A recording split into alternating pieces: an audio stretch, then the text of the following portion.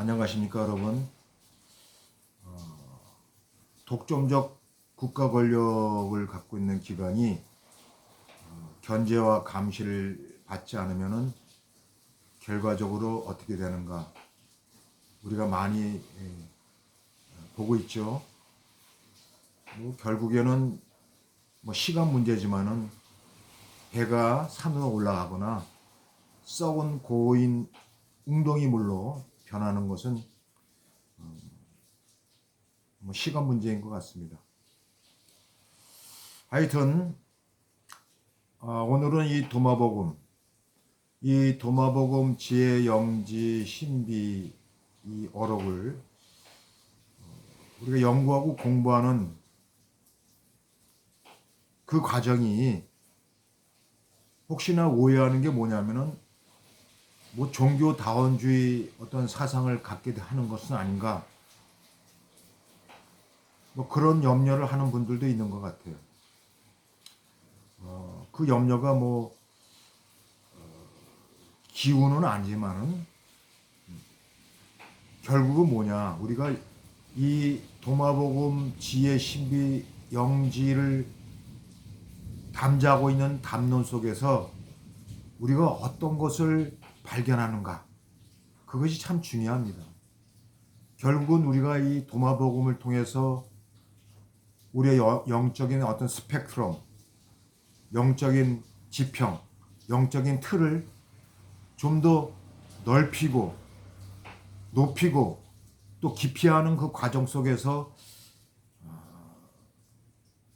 우리의 어떤 영적 상태와 삶의 태도가 좀 열린 마음으로 전환되어지는, 변화되는 어떤 그런 과정을 목적으로 삼고 그 목표를 향해서 나가는 가운데 이 도마복음 어록을 통해서 나타나는 지혜 신비 영지가 신비주의 또는 종교 다원주의 사상을 주입시키는 것이 아니라 도리어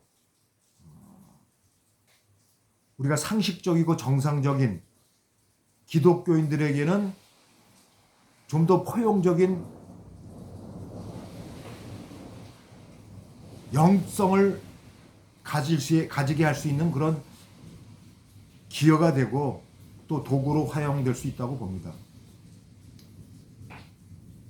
특별히 어저께 잠시 말씀을 나눴지만은 도마복음 지혜 신비 영지의 그 어록 가운데는 바로 부활 신앙, 그 부활 사상의 그 의미가 분명하게 담지되어 있어요. 여러분 알다시피 이 서문에 살아있는 예수가 그것을 증거하고 있는 것입니다. 살아있는 예수. 여러분, 그 살아있는 예수의 숨겨진 그 말씀을 기록한 자가 누구라 그랬어요? 쌍둥이 유다 디두모라 그랬어요.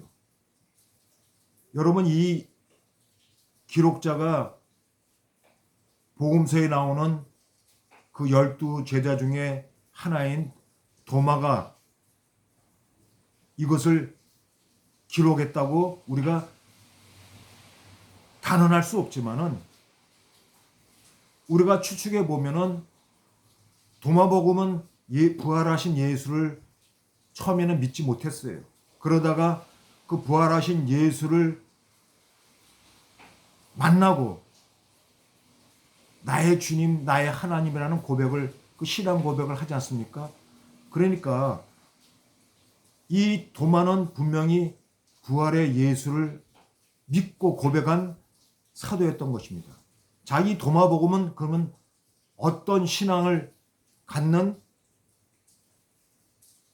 그 가운데서 이 도마복음이, 이 어록이 기록되어진 것인가? 물론 이 도마복음 어록은 하늘에서 갑자기 뚝 떨어진 것이 아니라고 말씀드렸어요. 오랜 기간에 어떤 이 편집 과정이 있을 거라고 우리가 추측해 보는데 그 가운데 분명히 도마라는 실제적인 제자가, 그 예수의 부활을 목격한 제자가 기록했다고 볼 수 있다는 거예요. 그런 과정에서 나타나는 이 지혜 신비 영지의 이 어록 속에 담지된 담론이 또 다른 우리가 복음서에서 발견할 수 없는 예수의 새로운 상을 우리가 발견할 수 있다는 것 점에서 이 도마복음 어록을 공부하는 것이 단순하게 어떤 이것도 좋고 저것도 좋고 그런 것이 아니라, 아니 그것을 넘어서서 그것도 좋고 이것도 좋고 다 좋지만은 더 좋은 무언가가 있다는 것을 우리가 확실하게 인정하면서 이 도마복음 어록을 공부하고 연구하는 것이 필요하다는 겁니다. 그게 뭐냐? 바로 부활신앙이에요. 부활. 도마복음 어록에 그 담지되어 있는, 숨어 있는 그 말씀 중에 바로 서문에 나타나는 살아있는 예수, 그 예수가 부활하신 예수라는 것을 우리는 충분히 이해할 수 있고 인정할 수 있는 내용이 된다는 거예요.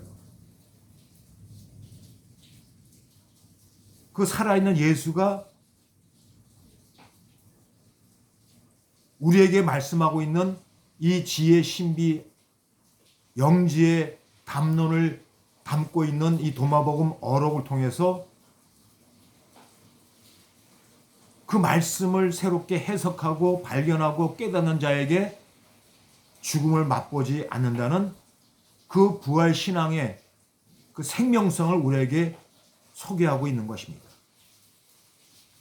자, 그런 의미에서 오늘 살펴볼 얘기는 이 도마복음 어록에 나타나는 이 지혜 신비 영지의 말씀이 어떤 상징성을 가지고 드러내고 있다는 거예요. 여러분, 이 상징성이라는 것은 아주 간단하게 쉽게 얘기하면은 잘 우리가 알 수 없고 드러나지 않고 보이지 않는 어떤 것들을 우리가 어떻게 보이는 무언가를 표현하기 위해서 쓰고 있는 사유 언어 구조가 바로 이 상징성이라는 거예요. 마찬가지로 도마복음 어록에는 그 지혜 신비 영지를 해석하고 발견하기 위한 그 장치로 이 사유 언어 체제 속에 나타나는 상징성이 드러난다는 것입니다. 그런 상징성이 도마복음 50장에 진술되고 있어요. 뭐라 그러냐면은 만일 그들이 너희 속에 있는 아버지의 그 상징이 무엇이냐 묻는다면은 그 물음이 어떻게 답하라고 하냐면은 그들에게 어떤 움직임과 쉼이라고 대답하라 하는 그런 진술이 나오는데, 여러분 여기서 이 움직임과 쉼, 움직임, 그 쉼, 아나파우시스, 굉장한 중요한 영적 개념을 담고 있다는 거예요. 이 도마복음 50장의 어록 속에서 나타나는 핵심적인 그 숨어있는 말씀은 바로 하나님 나라의 그 편재성을 가진 그 의미가 내재되어 있다는 것입니다. 자, 뭐냐면은 여러분 이 움직임, 쉼, 이것을 우리가 어떻게 알 수 있는가? 여기에 대한 어떤 우리가 물음이 있을 수밖에 없죠. 이게 뭘 얘기하는 건가? 하나님의 그 상징성이 이 움직임과 쉼으로 어떻게 나타나는가? 바로 이것이 도마복음 3장과 연결되어진 말씀에서 나타난다는 거예요. 그게 뭡니까?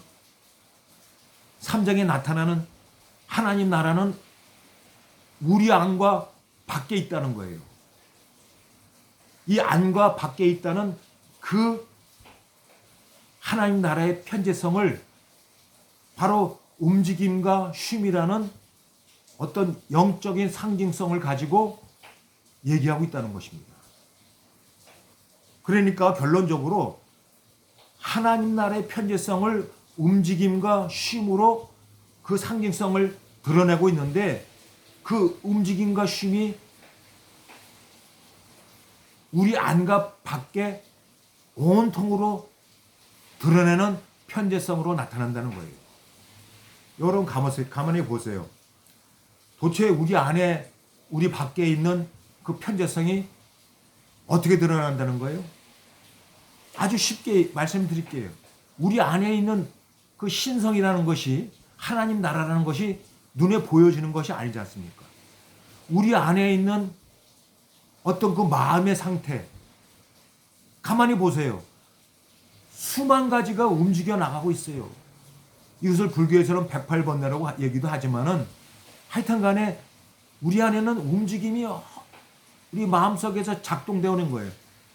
그게 하나님 나라의 어떤 드러내는 상징이라는 거예요. 또한 쉼이 있어요. 우리 안에 평안,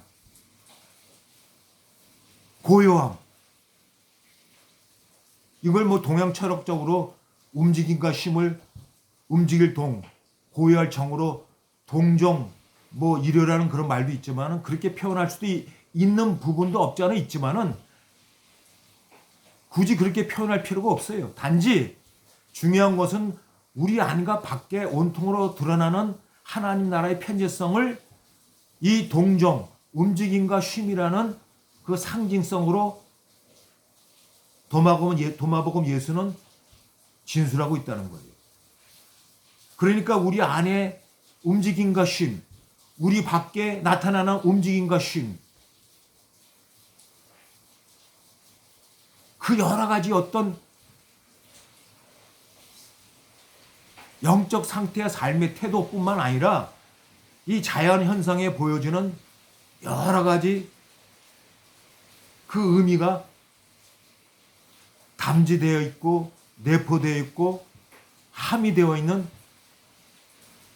이런 여러 가지 영성들이 드러난다는 것입니다.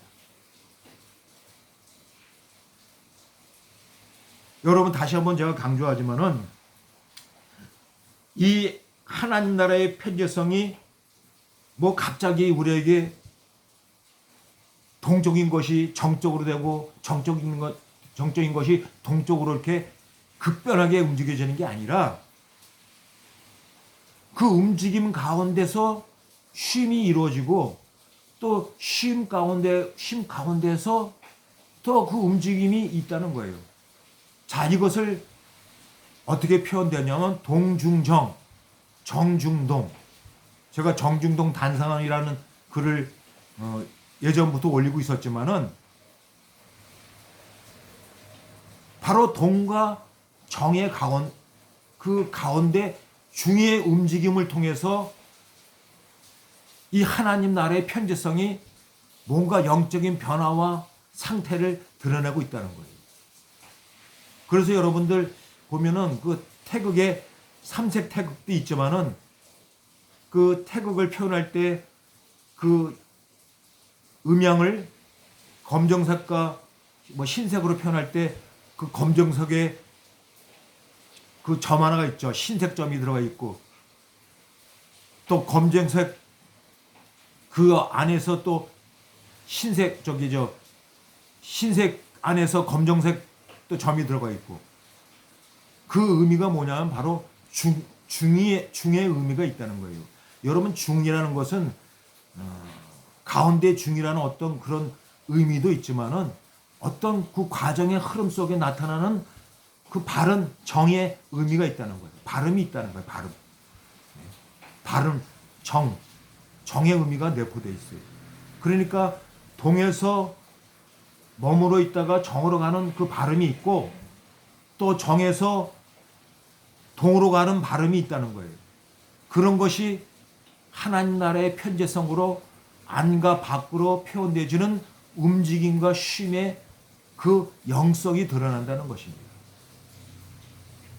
자, 이게 쉽지 않은 표현인데 이런 움직임과 쉼에 관련된 영성, 이 하나님 나라의 편재성과 관련된 내 안에서 발견되어지는 그 영성이 우리가 쉽게 말로 좀 몇 마디 또 책 몇 권 봤다고 해서 그 안에서 깨달아지는 건 아닙니다. 결국은 이거는 어떤 삶의 과정 속에서 어떤 직관을 통해서 아하의 체험을 통해서 내 안에서 변화되는 체험되어지는 어떤 영적 체험, 어떤 종교적인 경험, 뭐 이런 것들이 동반되지 않을까 하는 생각을 해봅니다. 하여튼 쉽지 않은 얘기인데 오늘은 여기까지.